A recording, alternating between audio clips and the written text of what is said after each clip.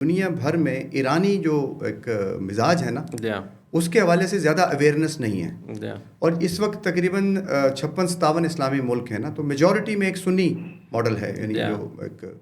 فقہ کے لحاظ سے جو میجورٹی ہے وہ سنی ہے. اچھا, ایران کی تہذیب کو سمجھنا بڑا امپورٹنٹ ہے نا, مطلب یہ تقریباً 2500 سال پرانی تہذیب ہے, بلکہ ان کا جو ایک پرائڈ ہے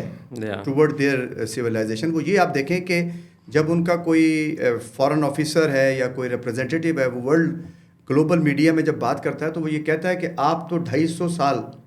کی آپ لوگوں کی اٹھان ہے, ہم 2500 سال سے دنیا میں ہیں اور ہم ہیں. اچھا, اس وقت وہ کہتے ہیں کہ جو پرانی باقی تہذیبیں ہیں ان میں سے ایک یہی رہ گئی ہے. بالکل اس کو وہ کلیم بھی کرتے ہیں. بالکل انڈین تہذیب ہے پرانی ہے, اس کے بعد پھر یہ بھی ایک انڈین سے مراد یہ کہ جو سنسکرت کی ایک پوری تہذیب ہے. اچھا, ویسے آپس کی بات اس وقت چونکہ چل گئی, تو ایجپشین جو سویلائزیشن ہے شمس بھائی, ایجپشین یہ دنیا کی دوسری نون پرانی سویلائزیشن ہے, تو پرانی سویلائزیشن کی کنٹینیوٹی امپورٹنٹ ہے. اچھا, یہ جو بات سمجھنے کی ہے وہ یہ ہے کہ جو ایرانی ماڈل ہے کیوں ایسا نہیں ہو سکا کہ وہاں پر وہ کامیاب ہو سکے. اچھا, آپ دیکھیں جب باقر شاہ کے دور میں بھی جب رضا شاہ پہلوی کو ریپلیس کیا امریکہ نے, تو اس وقت بھی جو ایشوز تھے نا وہ ہائی لائٹ تو ہوتے ہیں کہ جیسے مہنگائی ہو گئی ہے, آزادی نہیں ہے, غربت نہیں ہے, لیکن جو ایک مائنڈ سیٹ ہے نا اس کا ایران کا, وہ شروع سے ہی یعنی 2500 سال کی اس تہذیب میں یہ زردشت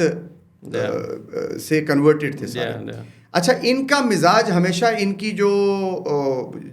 جو سوشل فیبرک ہے وہ پولیٹیکل جو پاورز ہیں نا ان کے ساتھ اٹیچ ہوتا ہے. آپ یہی دیکھیں کہ انہوں نے جب اسلام قبول کیا تو وہ میجورٹی جو ایک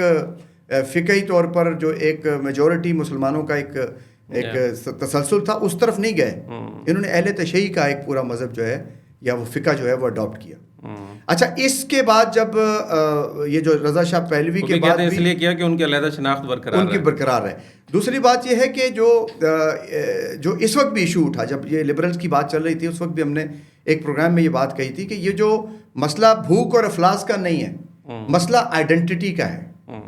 اور ایک وقت میں جب خمینی صاحب اپنے ریولوشن کو لا رہے تھے تو ایک خبر فلیش ہو گئی کہ خمینی جو ہے وہ ہندی ہے,